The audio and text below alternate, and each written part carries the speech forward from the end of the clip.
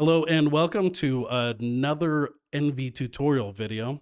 My name is JP Metcalf, and I'll be walking through this tutorial as if I've never seen it before, and in fact, I've never seen it before. So that way we can kind of figure out things along the way, and then I'll be able to provide any kind of insider knowledge to what we're doing. So the first thing what we want to do is make sure we go over to, it's NV5, geospatialsoftware.com,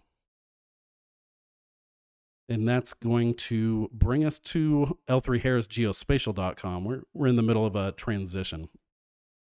On the right hand side, we're going to have support, and then come down to self-help tools, and then tutorials. Click that link, and then you're presented with about 5 different tutorials on each page. There's 7 pages. Let's go back to page 7. This is from early on. So right here we have ENVI feature extraction with example-based classification from 2013. What I'm going to do is right-click this link and open it up in a new tab. Let me zoom in a little bit. And then I'll just kind of read off this for a second, and then I'll get this page out of the way and get ENVI open. So in this tutorial, we're going to use a feature extraction module to extract rooftops from a multispectral QuickBird scene of a residential area in Boulder, Colorado. Feature extraction provides a quick automated method for identifying rooftops, saving an urban planner or GIS technician from digitizing them by hand. If you need more information about a particular step on this tutorial, click the blue help button to access the ENVI help, as always. Some of the files that we're going to be using are from the website that I was just on. Let me go back. On the right-hand side are going to be ENVI tutorial data. And then the 5th one down is feature extraction. Go ahead and click that, download the zip file, and then unzip, and then we'll have the folder we'll be using. We're going to find a file named QB_Boulder, or no, not Boulder, QB_Colorado.dat for this tutorial. It's a pan sharpened QuickBird image at about 0.6 meter spatial resolution. Boulder, Colorado, acquired on 4 July 2005.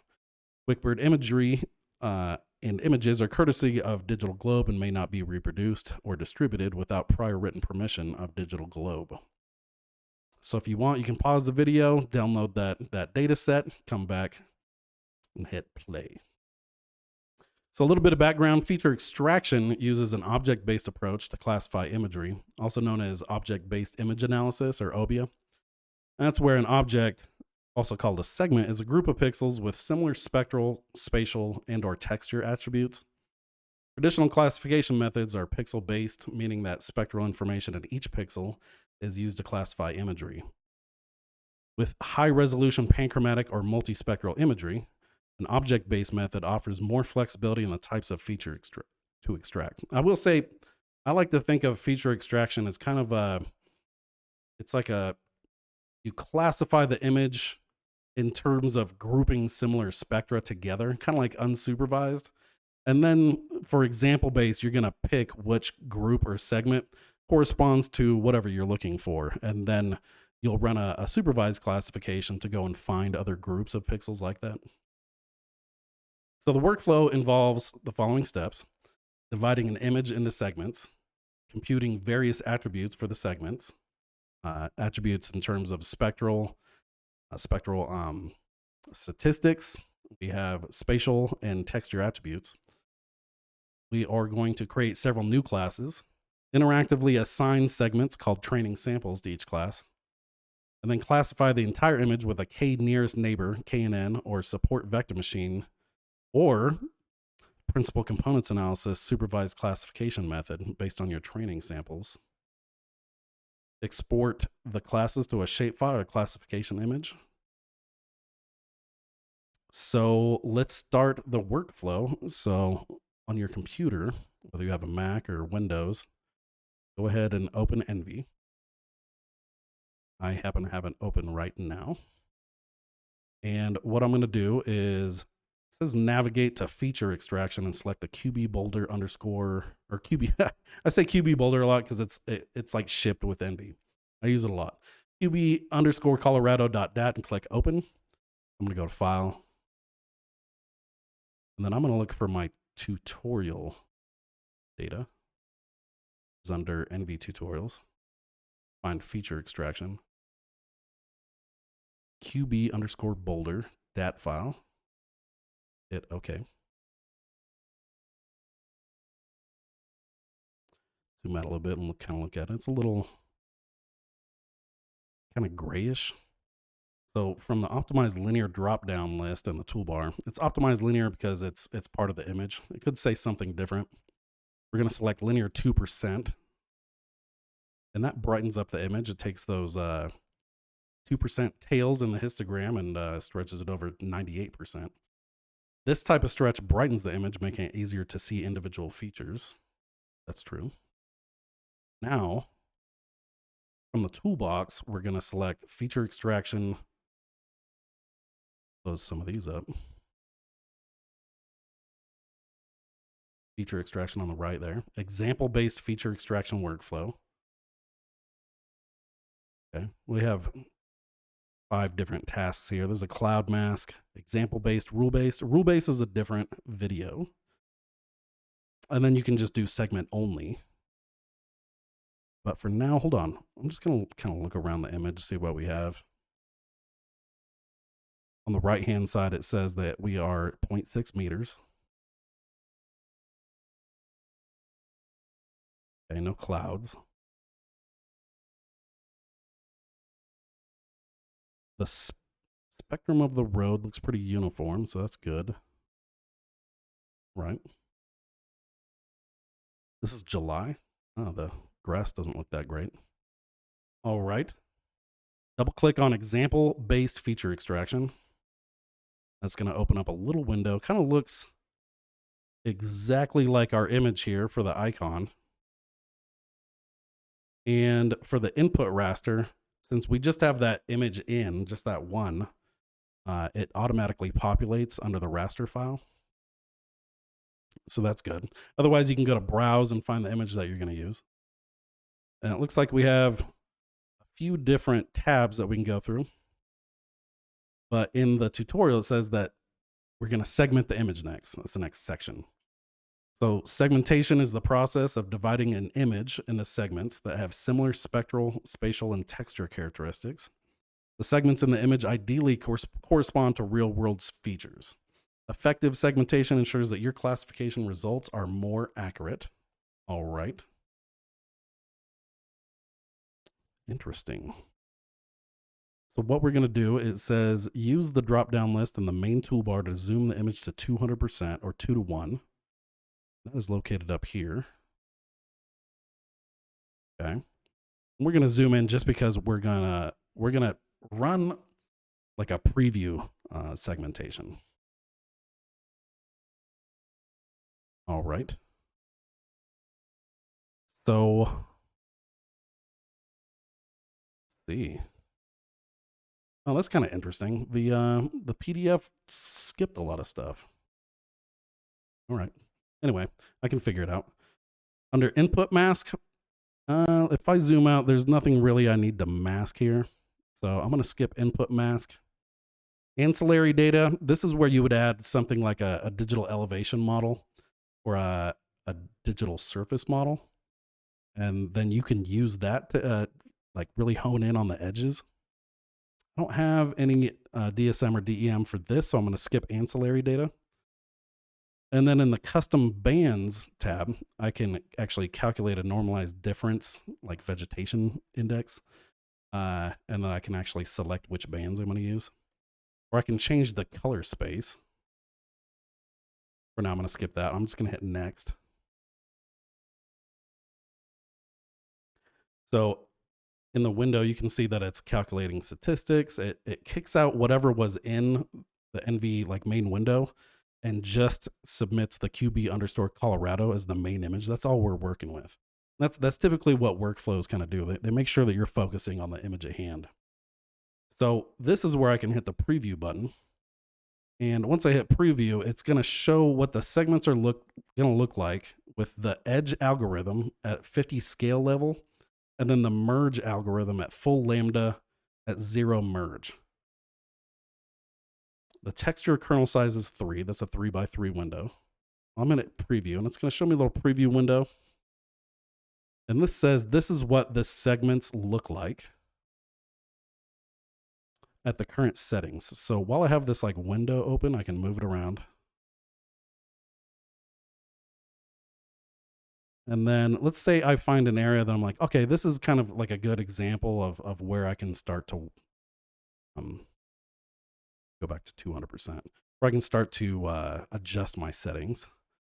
So if I look around, it looks like the road is pretty well segmented. And now I can see like there's tiny little segments. And I'm not sure if I want tiny little segments. That's where I'd change the merge setting. So the rooftops in this image appear much darker and provide better contrast against surrounding features in a near infrared image. So applying segmentation to only the near infrared band will produce cleaner boundaries around the rooftops. So in the object creation panel, click the little icon here for select merge bands. And then if we select the near infrared band, that preview should update. And this is supposed to be better for rooftops. Okay, I can see bigger segments. So what I'm really looking for is, instead of a bunch of little segments for the rooftops, I just want one big one. And then there's like some smaller segments. It's probably, you know, alleyways or the back of the house or little things that are in your yard. Have a really big segment for the vegetation here. That's good. Now, the next thing I want to do is that the edge segmentation method draws lines around the strongest intensity gradients, making an effective edge detector. The full lambda schedule merging method then combines adjacent segments as you increase the merging value. So there's been some kind of like pre-processing. So we suggest using the segment algorithm as edge, which it is already. And then the scale level is 35. I can just go ahead and pop my cursor in there and type in 35 and hit enter, and then the preview should update. Ooh, that's a lot more segments now. But I suppose we're going to go into the merge algorithm down here and then set the merge level to 80 from 0. Okay.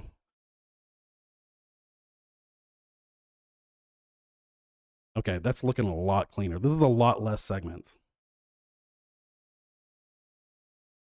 And just some quick exploration in here.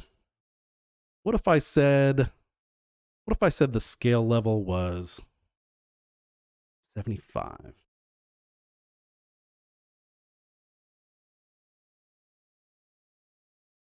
Ooh. Now we have barely any segments. Okay. So we were at 35 before. What if I said 20?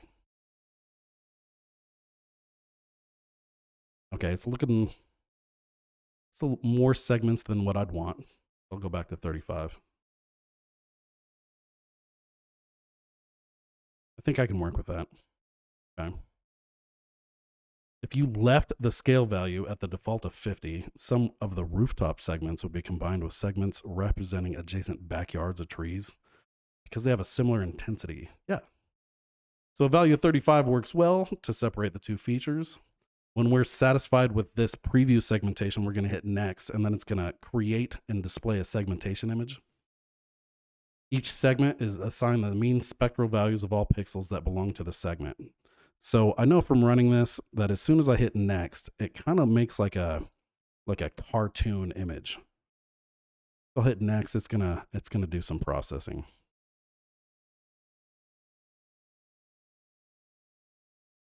And that was pretty quick. I'm going to turn off the preview for a second, and I'm going to zoom out.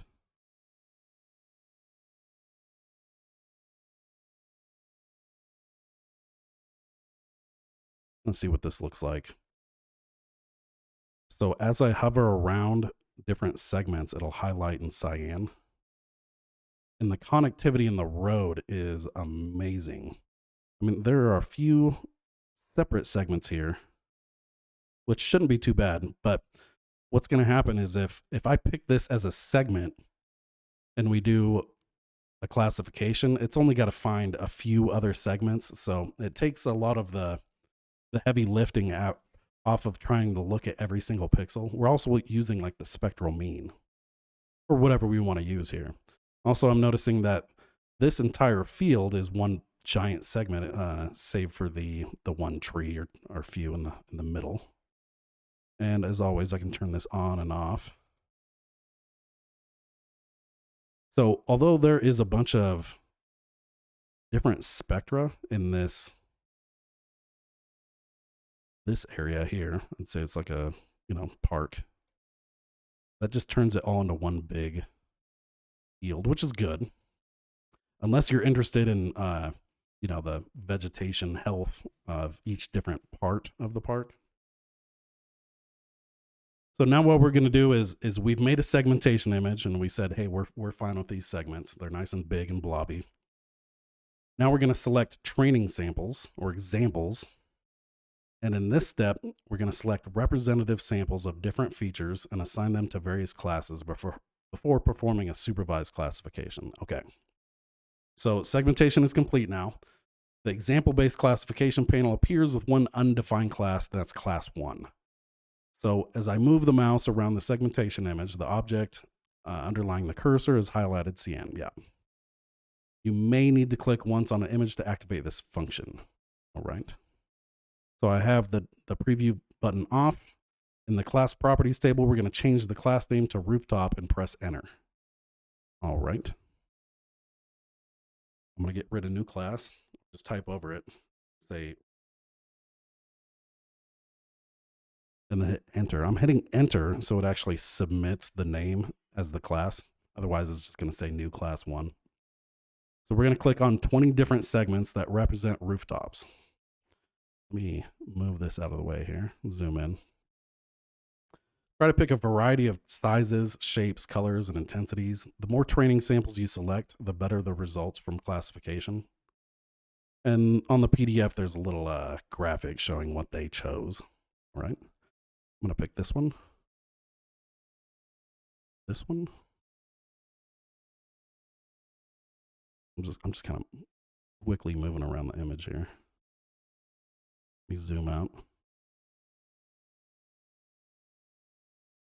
Get some in this area.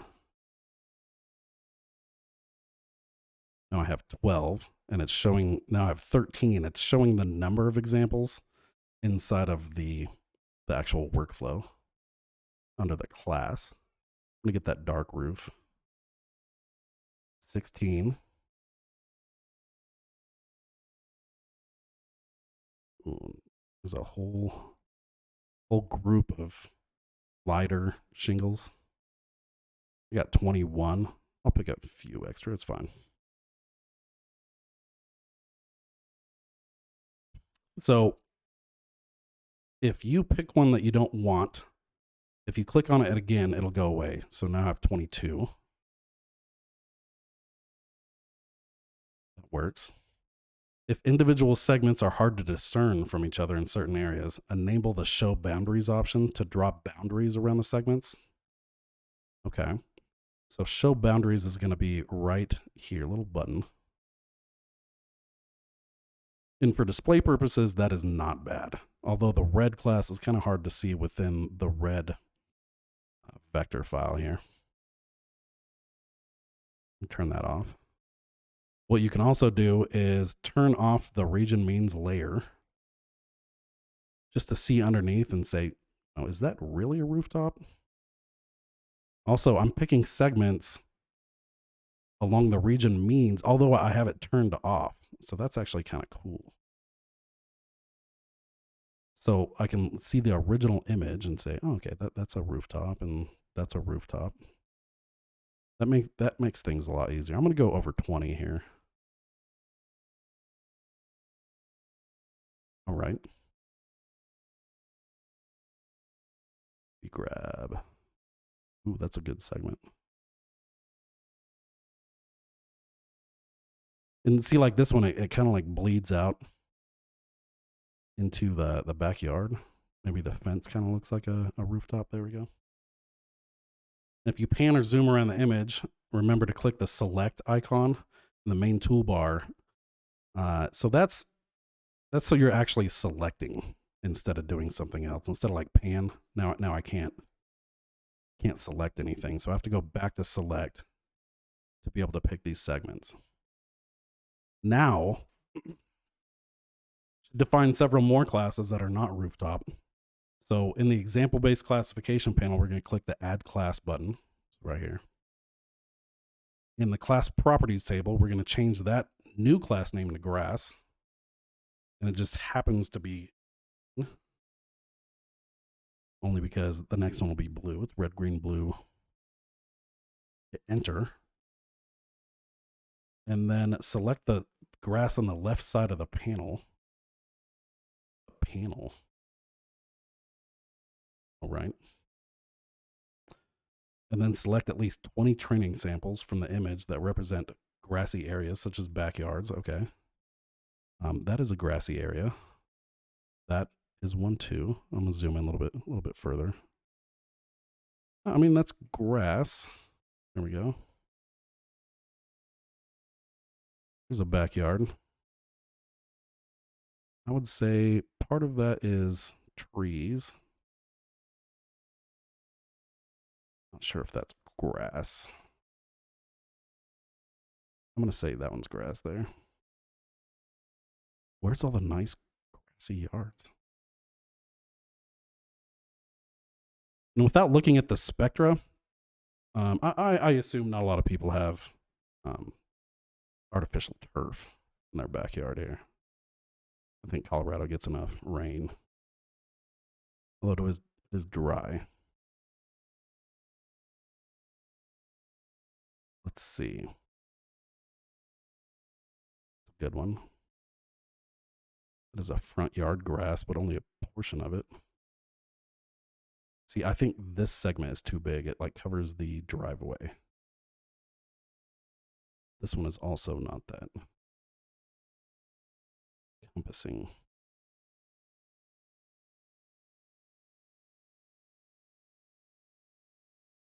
I don't want to pick this big one. I just don't think it's grass everywhere.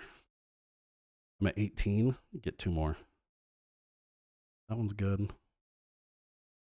That one's kind of too big. That one's fine. Now we got 20. Now we're going to repeat the steps that we just did for concrete and road. Select at least 20 training samples each, and then change the class colors as desired. All right. So asphalt and concrete. I'm going to add, next one is asphalt. Hit enter. And asphalt is going to be this large. I don't know if we're going to get 20. I mean, it's pretty much taken care of. I mean, if you're picking segments this large,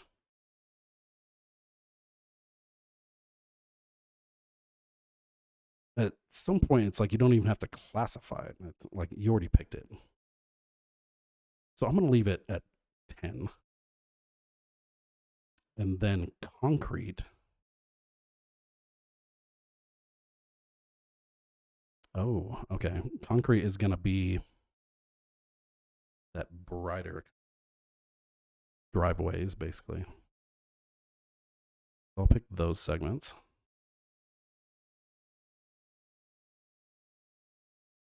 I'm looking for small segments, ones that don't bleed into other classes. That's sort of one. There's one.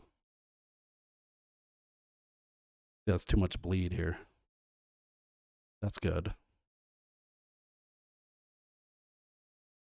Although at this point, if I was really concerned with concrete, I might go back and resegment.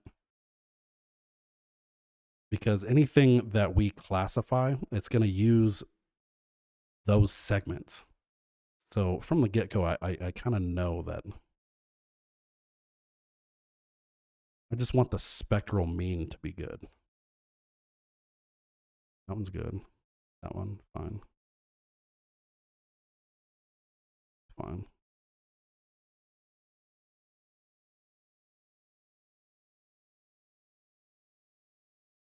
And at this point, I'm just I'm creating a new class to be able to have the other classes separated. Let's say that rooftops are really what the object of interest is, especially if you're trying to do building count.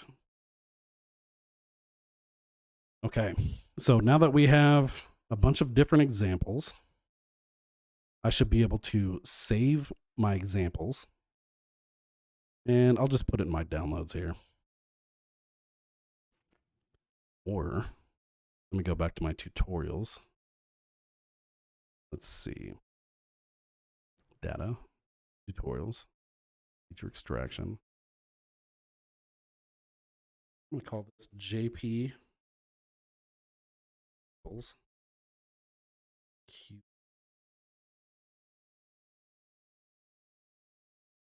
And let's see.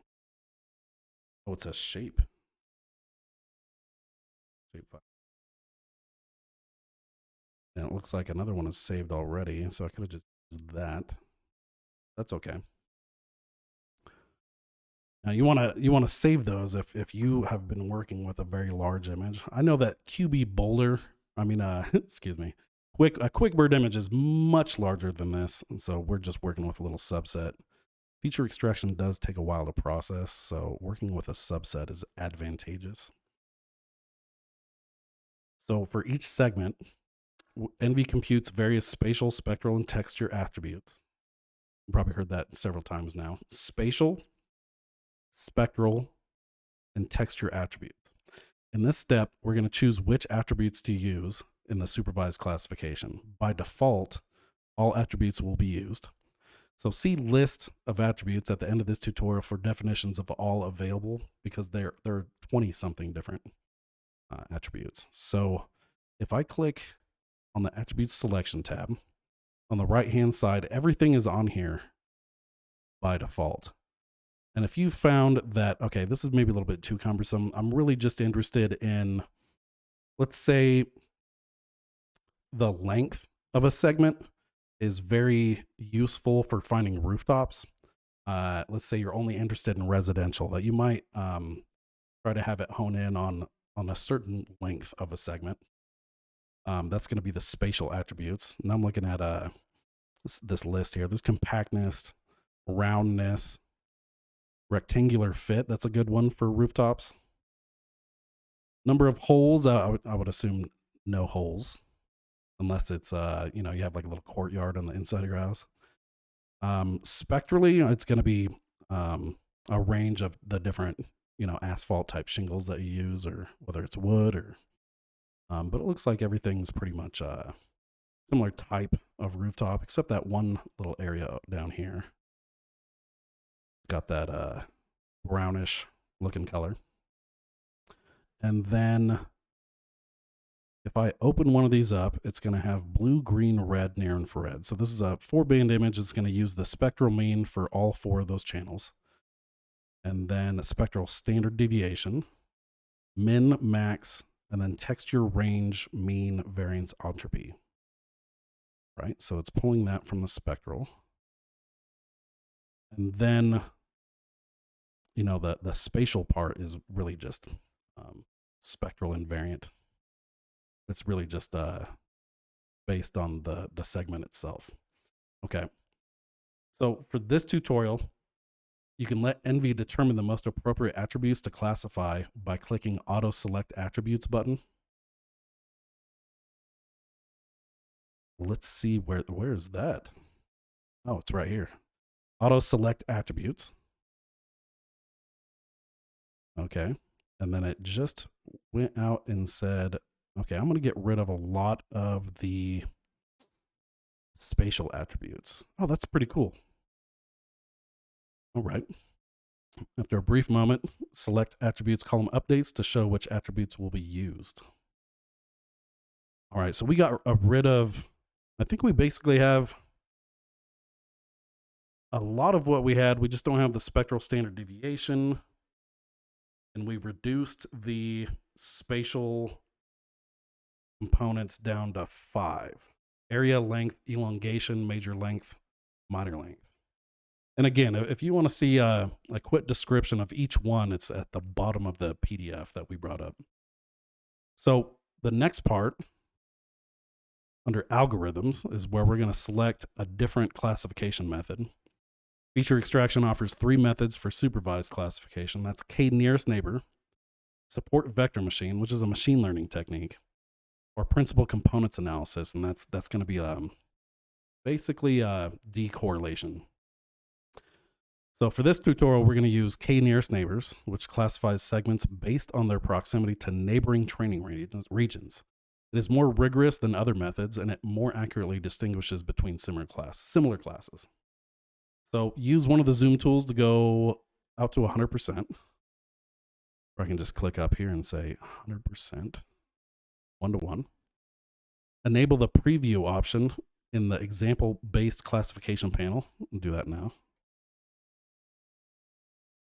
And then after it previews, it's going to show me this is what it's going to look like with k-nearest neighbors. Now, keep in mind, if you move this little preview window around, you can basically see, like I'm picking up forest here for grass. I don't think that's right. But as I move around, you can see sometimes it'll have to think. All right, so we got concrete. It's gotta render the new class.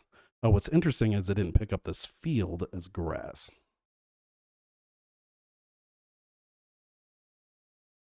And then just completely confused on this road here. It's like I wouldn't say it's like a minor road. But I'm going to say what I'm really interested in is the rooftops. Did it do that well?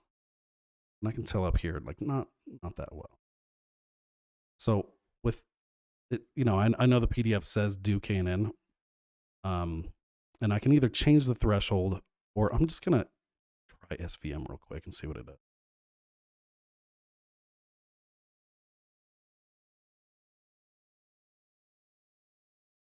Right. Yeah, those are still not rooftops. What about PCA? Principal components analysis on 4 bands. That's going to run that PCA in the background. So I still have a lot of confusion with my rooftops. Now, I could either kind of decide and say, all right, maybe I can clean those up later, as long as everything else is fine. Well, now I got a little hiccup right here. I think for the interest of time, I don't think I would want to clean all these up, but maybe it's in the instructions. So I'll go back. K-nearest neighbors. We move the preview window around. All right. And if we disable the region means option in the layer manager to hide the segmentation image, the original, I actually have it. I already did that already. Right click inside the preview window and select band.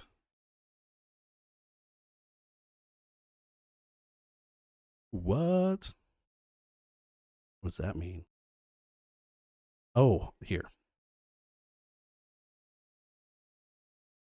This little preview. Here we go. If I right click in that, I should be able to select band. Blend. That's what it is. All right. So blend will periodically have like full opacity of the classification image, the preview, versus the regular image or the original image. Okay. I can turn blend off. Not sure if that helped. Okay.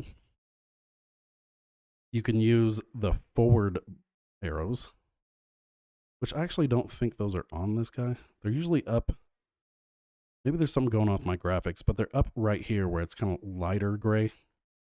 And then you can speed up the blend or click pause. It's just a feature of this little preview window. So we saw black segments, and those are going to be unclassified, this black segment right here. And there's some more down here. So the classifier could not determine a suitable class for that, so they remain unclassified. The Allow Unclassified option under the Algorithms tab controls whether or not to force all segments into one of the classes you defined, which is right here. If I turn that off, you're just going to get something. It's like a full classification image. And in actuality, I'm looking at like a little driveway. So that should be classified. And if I turn Allow Unclassified off to where everything's classified, it actually gets me the result I want for that. Now, are we changing the threshold at all? Let's see. Ooh, looks like the threshold is only available if I have Allow Unclassified. Okay. So, you know, this sometimes happens where like an unsupervised classification image will normally classify the whole image, right? But if you use something like Spectral Angle Mapper and you're really looking for like a few different features, you don't want the whole image classified. You just really want to be very confident in the pixels that you found are that, let's say it's based off a spectral library, or it's that spectral signature. So for here, we're just making a pretty map, and we're going to assume everything is basically concrete, asphalt, vegetation, and rooftop. We called it grass, but it could just be vegetation. Actually, I'm just going to name it.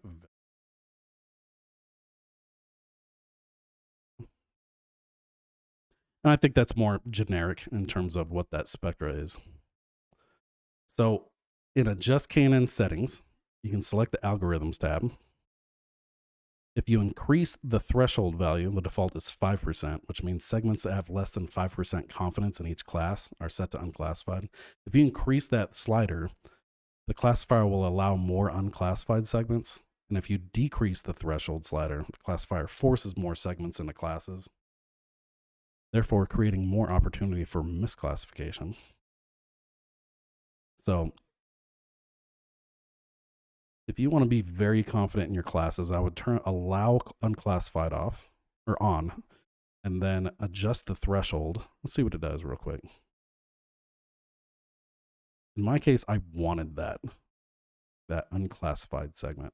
In this segment right here, like I said, I think it's going to get confused because it's taking the spectral mean of this like concrete and then the adjacent, you know, vegetation next to it. So the mean isn't really like what we think it would be compared to a segment that was fully concrete, right? So if I move up to here and I change the threshold that, I'm just messing around with the slider here. I could probably input. So now I'm getting more unclassified. If I turn it off, yeah, maybe I can like adjust the classification using the edit tool. Okay, so if we increase the neighbors to 3, a higher value takes into account more neighbors when choosing target classes and should reduce noisy or irrelevant features. So if we choose 3 and hit enter, see if that changed anything. A lot of red here. Okay. So the concrete, I think this looks better though, neighbor 1. Because if I go to 3, I saw a lot more red than what there should be. Yeah. Okay. Looks like I'm classifying the little segments like in the backyard. Not sure if I want that. Okay. I'm going to allow the vegetation and concrete to get confused. That's fine. If you have segments that are persistently being misclassified, you can assign them to known classes by following these steps. So you'd select the example selection tab. On the left-hand side of the example-based classification panel, select the class name that you want to assign the segment to, and then ensure the select icon is active. So this is just picking more classes, really. So if I went back to my region means image, and I wanted more vegetation or more concrete, I would start picking these. And ideally what I'd want to do, if I didn't have a very fast computer, I'd turn off preview. But what should happen if I'm actually doing anything advantageous, I should see the classification result kind of get cleaner. At some point, you're going to have diminishing returns.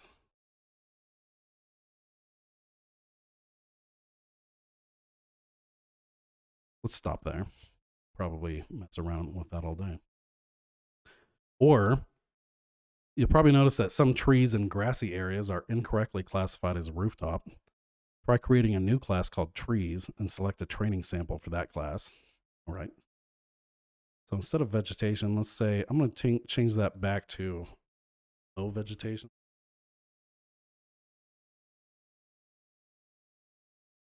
And then what I really want to do is turn this preview off, zoom out. And I think this is low vegetation. And then if we add one called trees, change the color here to dull dark green. Call this high vegetation. Now I'm going to pick this stuff. Whoa. A little bit darker. I'm sure it has a high NDVI value. I'm going to turn off my region means just to make sure.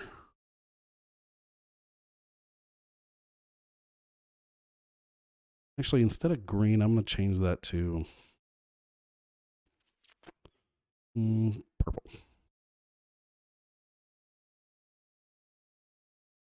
And this big segment kind of looks like low vegetation.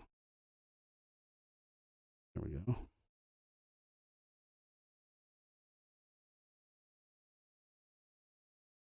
Get a few more trees in here. And now what I want to do is turn that preview on. Ooh, okay, so I'm getting rooftop over here in the vegetation.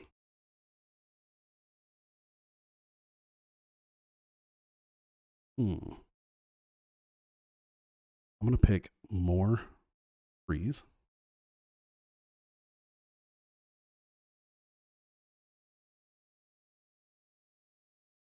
And what I'm hoping with this red spot goes away. Now it might actually just be this allow unclassified.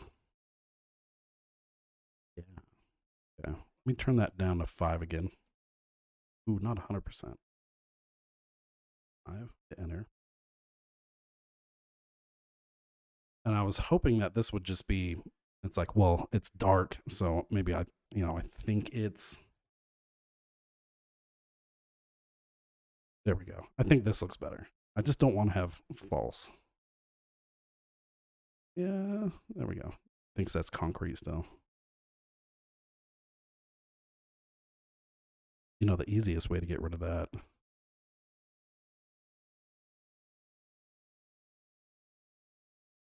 see, where was that?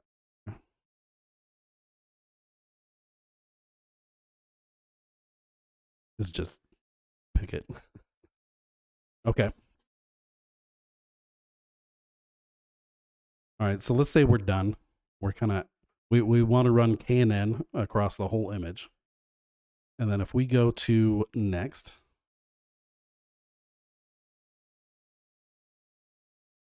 it's running example classification. Here's the result. Now this is a classification image. Zoom out a little bit. And I have allow unclassified. I think it looks pretty interesting from back here. As long as you know that purple is trees. I can see, let's see, turn this off. I can also turn the transparency on or off. Right about in the middle. And if I zoom in, I can see which ones are my red rooftops. I missed one here. It's really dark. So I might want to go back. You can always go back in the workflow and actually select those. Let's try that. All right, so I have rooftop. I said they were really dark. All right. Let me hit next.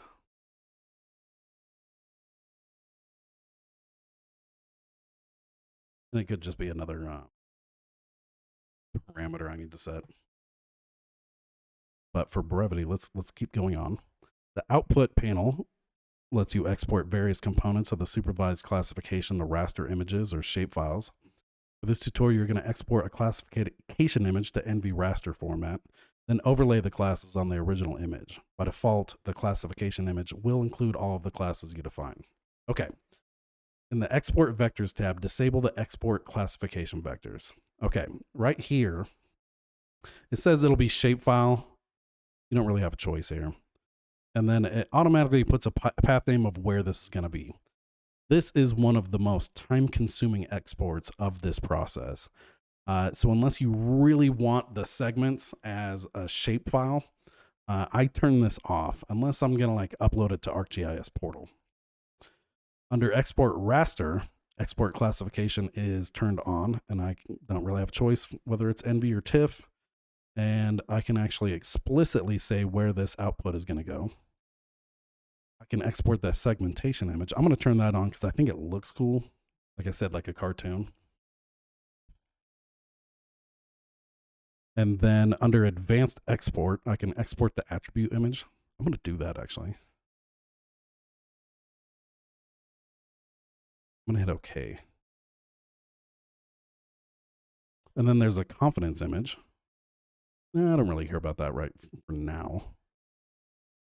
If I export the feature samples or examples, that's going to be a shape and then a processing report.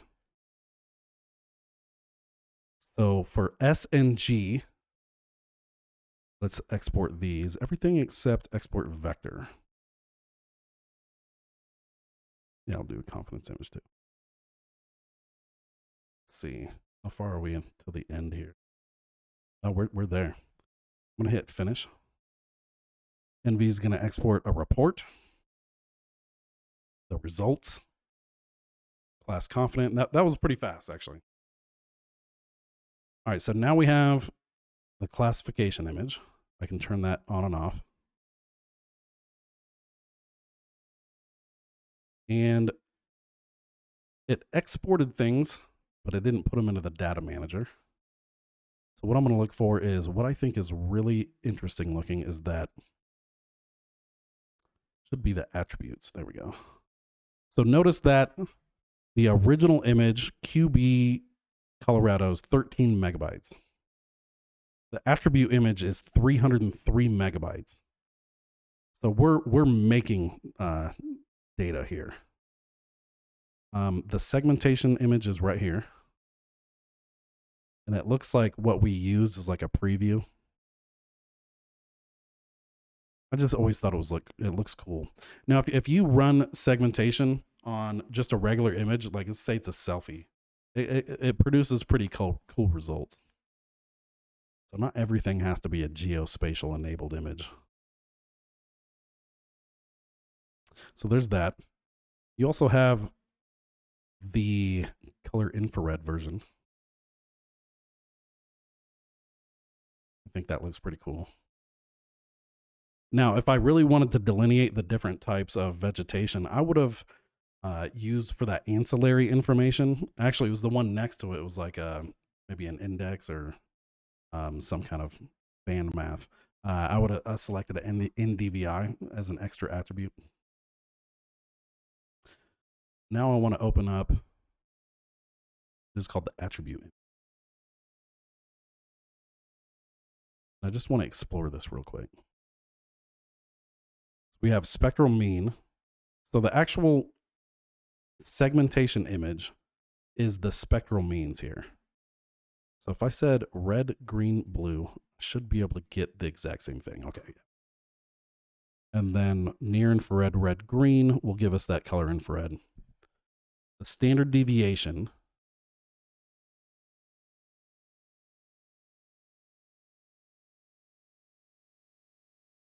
there we go. It's going to look a little bit different. See the min, probably just really dark. Yeah. Spectral max, bright. Well, the roads are. Texture, red, green, blue. Texture is going to look a little different.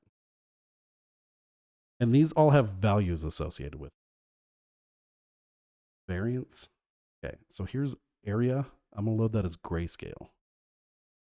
So area,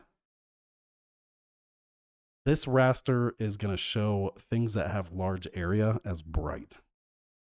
So if I were to use the cursor value, the area is 52,000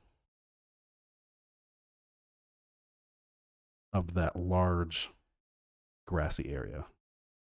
And then the next step down is around 30,000. Length, load grayscale. So the length is basically going to be this road network here. What's another fun one here?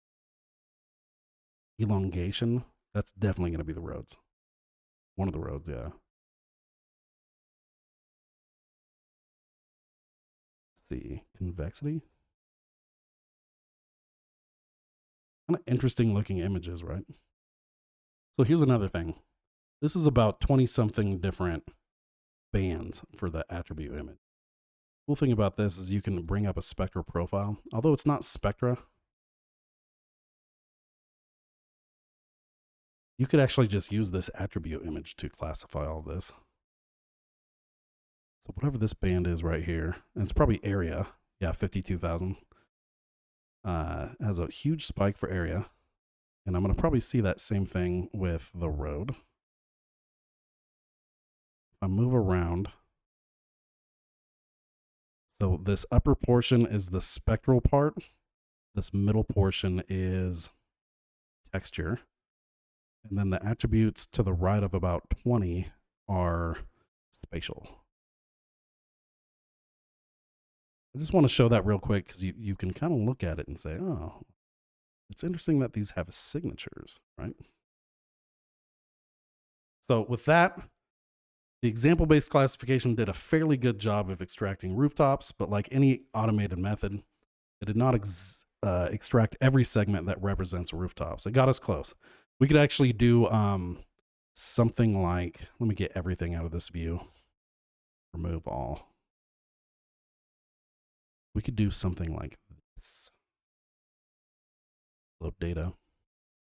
And if I wanted to clean up these, on the right-hand side, there's going to be a classification toolbox. And what we're looking for is post-classification. So we could run something like either sieve classes, clump, and there's a few other ones in here, clump and sieve, majority minority analysis. Let's try clump. And I'm just going to leave the defaults, just see what's going on here. And if I don't put an output raster, it'll just make a temporary one. I just want to see what it looks like. So I'm getting rid of a lot of the rough edges there.